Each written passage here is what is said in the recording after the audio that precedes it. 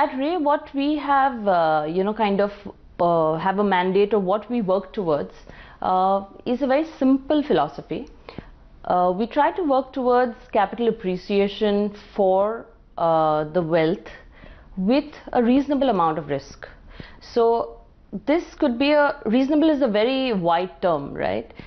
It can be used in a manner appropriate to each family and their risk. But if the underlying risk of any asset class or any product is understood thoroughly and intensely, and then based on that the asset allocation proportion is decided, I think that is the mix that works for us at Ray. We do it systematically, and I think one other thing which comes to my mind is we have a very strong disciplinarian approach to wealth management, which means that we follow a certain process, we follow a certain regime, and we we align it in a manner where we feel discipline on, to that extent, even profit booking makes a key difference in how much wealth can appreciate or sustainably over a period of time. As you were telling earlier, that in a very disciplined manner, every year you would prefer taking some profit off the table and book it so that the powder is dry when the opportunity comes. But if one were to talk about 100 units of capital, roughly what is the breakup looking like between real estate, equities, debt and startups? So whether we like it or we don't, families and wealthy Indians love hard assets.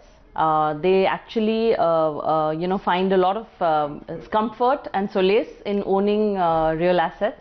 So I would think that generally the proportion of real assets would be about 25 to 30% within a larger scheme of portfolio. The rest would be divided into public markets and private markets.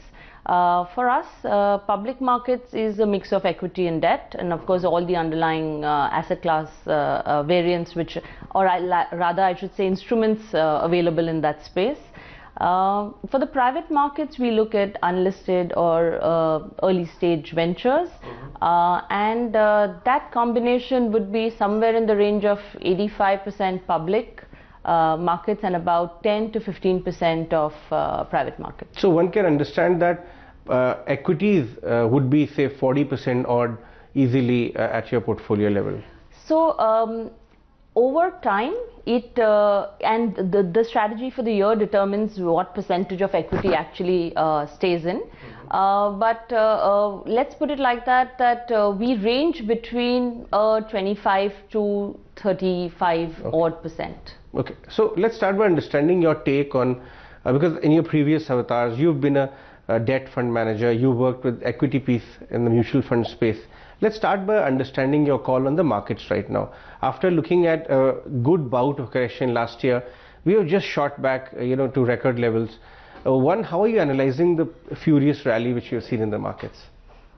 I should say this year has gone by in our fund management life as a very interesting year. It will stay with us all for a long time, especially if you see the rebound which we saw of the last week of March showing 1% today.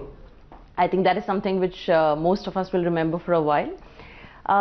Having said that, I think markets need to be approached with a lens which is fairly clear of the noise which surrounds it.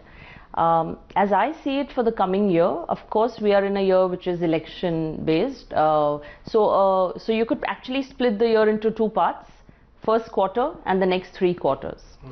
For the first quarter, run up to the elections, naturally would see a momentum in the markets to be at where it is, provided the flows that we are seeing currently are actually around and we see those movements happening. In the second half of the year, I would believe, or maybe by July, August, when we see the second quarter results, we would actually see a little fair comparison to where markets really want to be versus where the real valuations are.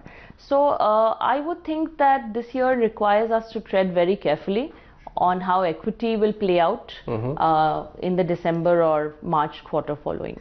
We also observed that the last 6-8 week rally, which has been mainly fueled by foreign investors, has actually come in concentrated towards large caps, and within large caps also. Have you seen in your past this kind of movement or phenomenon into the market when mid caps have barely caught up but large caps are zooming ahead? And usually when this happens, where does it take us on the markets? So historically, there are, I mean, you can name 7 stocks in the market which typically get the better part of the FII flows, and that has been something that we've seen over time and again. I think it's got to do a lot with the depth of the market that we have in India, unlike most of the developed markets, which actually are far, far deeper for their commitments. But having said that, I would think that yesterday's mid-caps are no longer mid-caps over times that we've seen, and we've seen some very brilliant companies come out of very sustainable flows which have been with them. The more patient capital, the more domestic capital which understands their business line and has been supporting their growth in that phase. So I think it's a mix of both, but the broader markets never define where the opportunity lies. How is your own portfolios done? The mutual fund pieces, the PMS, and even the active stack that you managed in the last 1 year? So we have been fortunate to have a stable run in a year which has been extremely volatile.